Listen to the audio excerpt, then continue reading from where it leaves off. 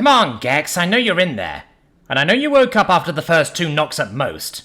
Look, I know you aren't a big fan of me, but the council put us on a team for a reason. You, August, Brill and I all have a place to fill on this team whether you like it or not. I'm not coming to bother you as an annoying half-friend this time either, but as your captain. So open the door. Whoosh. Fine then, Captain Todd. What in Core's sake is so important that you'd interrupt my studies this far out in the edge of the galaxy? Well, lead ship scientist Gex, we found a world and is giving off insane radio waves. Obviously some form of communication. Communication means either intelligent life, pirates, or victims of pirates.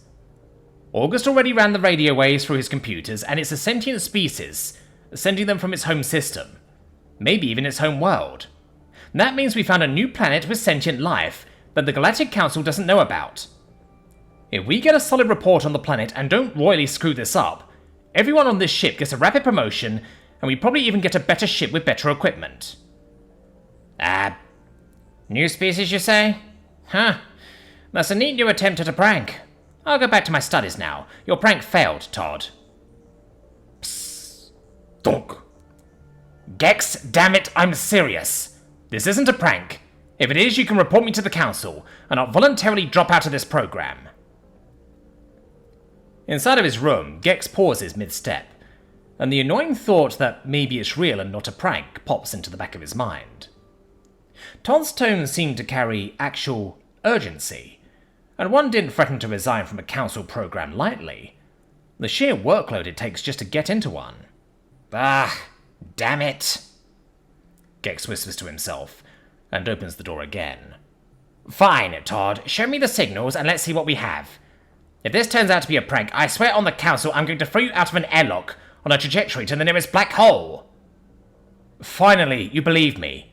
Maybe I need to do less pranking if it takes this much to convince you. Anyway, follow me to August's computer lab and I'll show you what we've got so far.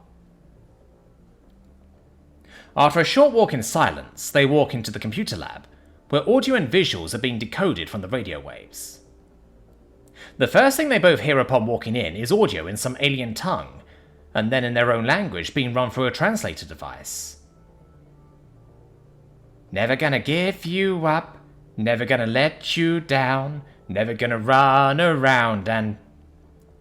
The device is quickly muted by August when the duo walks into the room, but the video footage continues to play, and they see an odd bipedal creature singing into what must be the species equivalent of a microphone. Gex raises an eyebrow and says, Okay, Todd, fine. You win this one. New species. No pranks this time. Now leave. I need to look for all of this with August.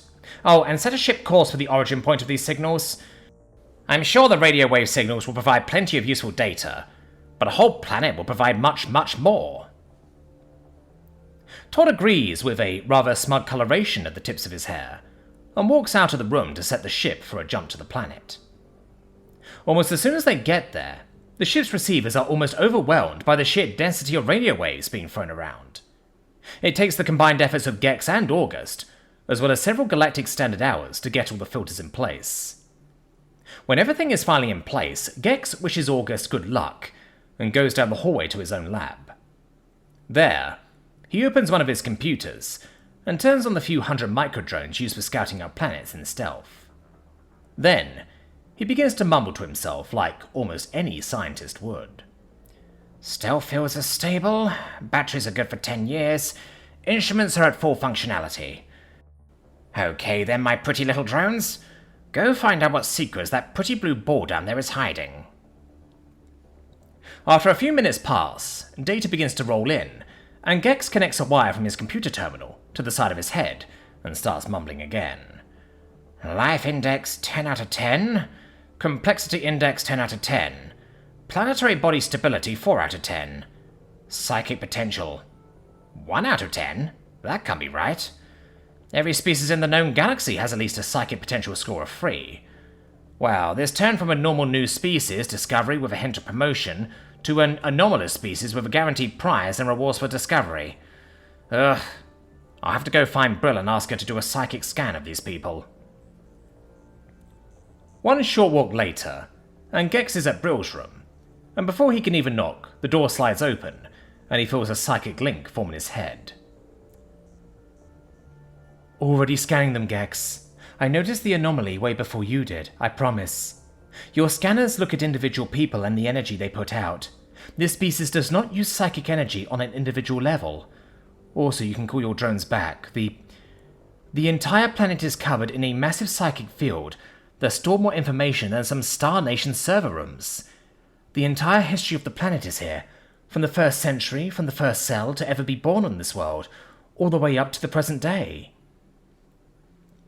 By the core, these things might be the single greatest psychic hive mind in galactic history, but they stay individual somehow too. Fascinating. It's like a quadrillion-headed hydra. All this life sharing one source psychic field, and none of them knowing how to use it anymore. The humans were able to use it once, but it seems like they forgot there was a blank spot in the human history shown here.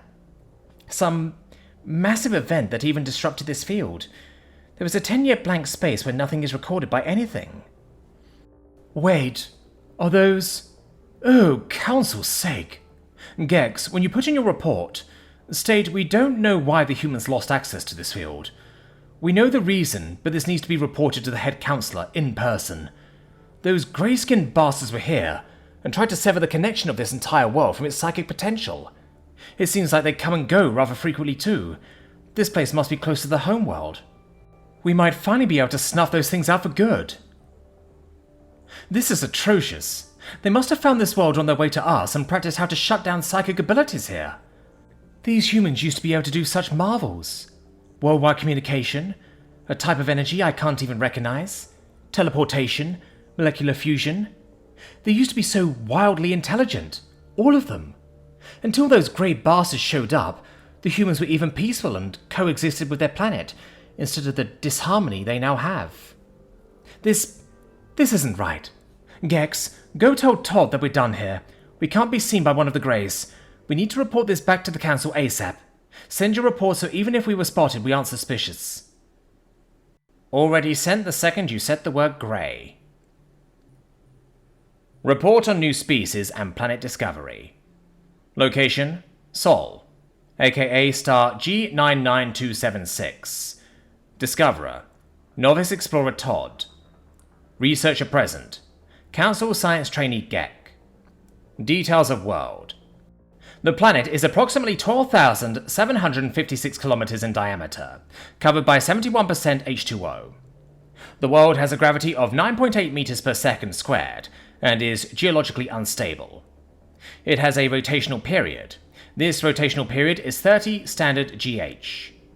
The climate is wildly varied, depending on the region of the planet, and the location of the world relative to its star. Some areas can become as cold as minus 90 degrees. The high temperatures can reach as much as 56.7 degrees. The storms on this world can range from pleasant to wildly destructive.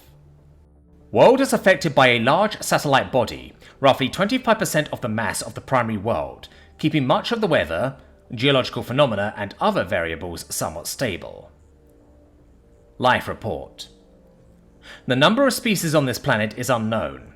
The variety of species is like something out of a fairy tale. The sheer number of different types of life, reptilian, mammalian, insect, arachnid, amphibious, and many more, is astounding. There are dozens of independent and stable ecosystems present on the world. Some megaflora and megafauna are still present on the world, even after the local sentient species rise to dominance. This dominant life form is of a bipedal mammalian variety. They are hairless and appear to be persistence predators. The primary species was once a prey species, until an as of yet unknown trigger caused massive growth of the species' brain. The dominant species is not the strongest, fastest, or the most adaptable. Their rise to dominance was purely from their rapid rise in intelligence and their use of tools. This makes the species predisposed to tool usage at a far greater degree than galactic average. Technology report. By their own measure, the local dominant species, or humans, are not very advanced yet. By galactic standards, however, they are at a reasonably high technological level. Current everyday devices and use of technology include, but are not limited by, the following: high-capacity processing devices used for communication and entertainment being carried by the vast majority. Graphical rendering we would use for military or state simulations, used for entertainment and game media. Manipulation of light and vibrational energy to transmit images and sounds through various devices. The creation, control of, and mass use of radio wave technology. Lastly, the primary energy source of the world would appear to be fusion reactors. At a less common level on their cutting edge of technology, they have devices such as brain implants, quantum-based computing systems, direct photon control devices, biological engineering, and 118 elements on their material science chart. Expected time until FTL discovery, 10 years ago. The fact that this species has not yet discovered FTL technology is somewhat baffling, as they are ahead of even some Galactic Council member races. Psychic Affinity Report. Individually, the humans have little to no psychic potential. Their ability to control reality or manipulate phenomena through will is minimal at best on this level. When large groups of humans are placed together, however, this quickly becomes a non-issue. While an individual human would have a maximum value of no more than 5 PEU, a group of even just 100 humans would have the exponential value of 5,000 PEU, rather than, as one would expect, just 500. The human psychic abilities seem to be connected to some sort of large grid of psychic energy they have formed not only among their own species, but with every life form on the planet. Through this field, the humans can focus their efforts and impress upon reality their own collective will. It seems in the past, humanity was fully aware of this, and used this field to perform feats the likes of which would blow any other psychic species out of the water, so to speak. These feats include, but are not limited to, lifting several thousand-ton blocks of stone, molecular fusion of materials into place, flight, instant communication, and an as-of-yet unknown psychic means of energy production, forming a wireless grid across the planet. Cause of the collapse of this society, and the reason humanity forgot these abilities, is unknown. Conclusion: the planet is a maelstrom of life, environments, and ecosystems. The dominant life forms are wildly intelligent, durable, and have ridiculous stamina. They will be a great boon to the galactic community, should we guide them to reconnect with this psychic field and unify further.